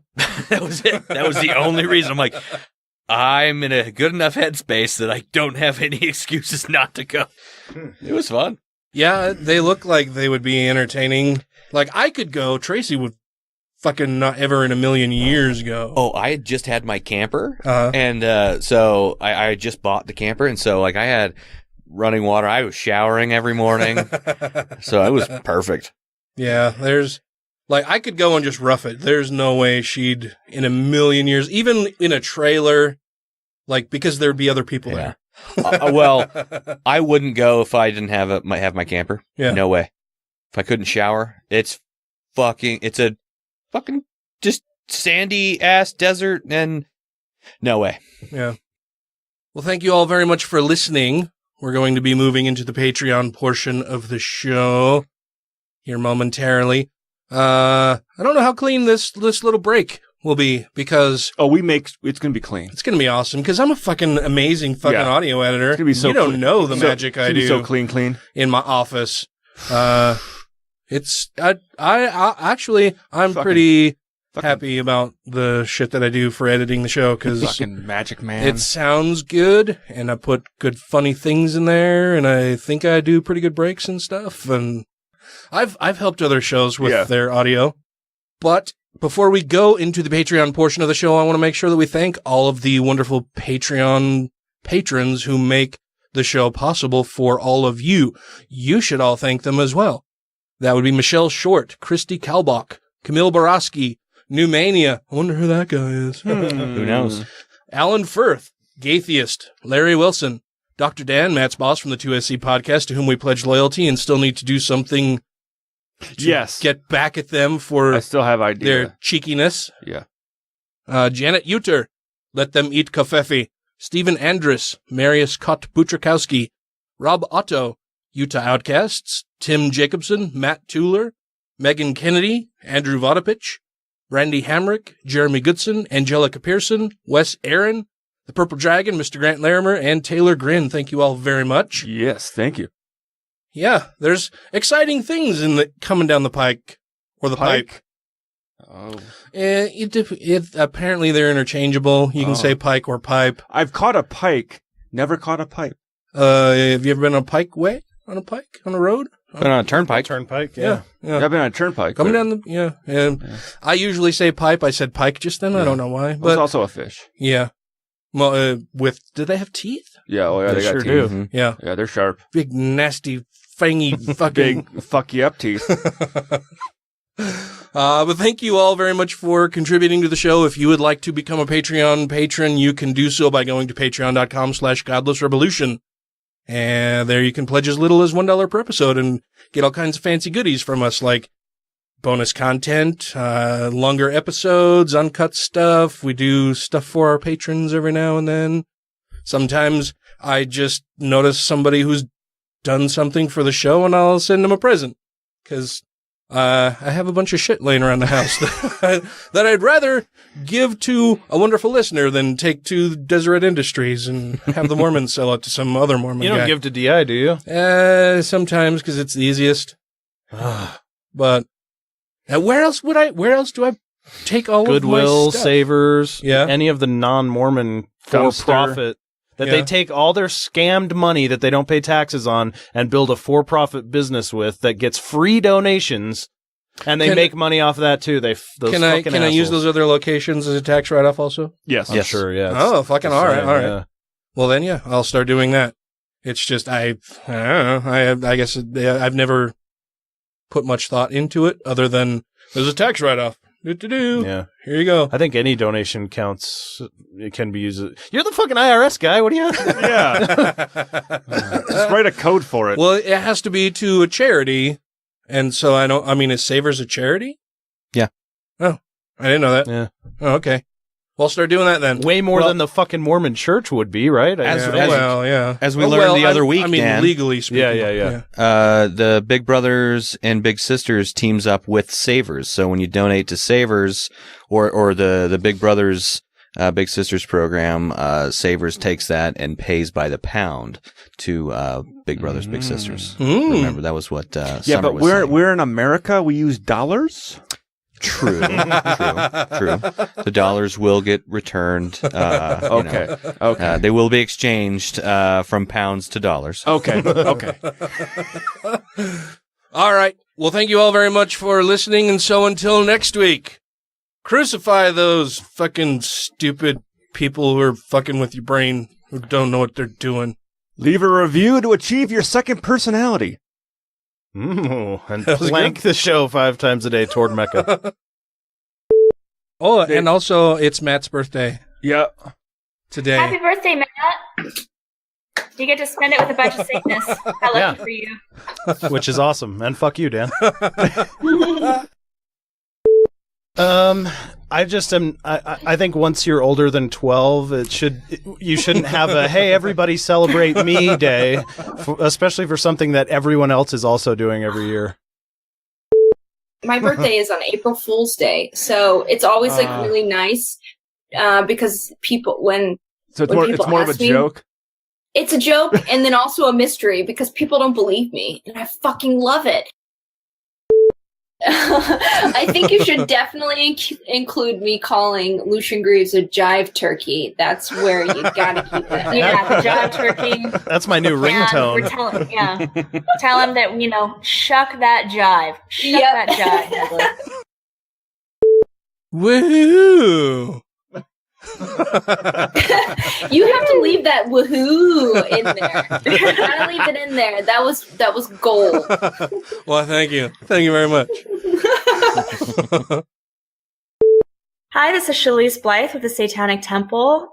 Fuck, I've already fucked it up. This is Chalice Blythe, the Satanic Temple, and the owner of the most epic eye roll on the Jim Jeffries show.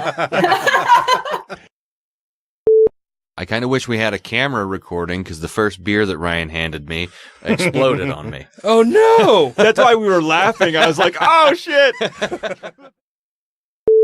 So I'm really excited for this. From what told me, you guys are pretty well versed in what we're doing.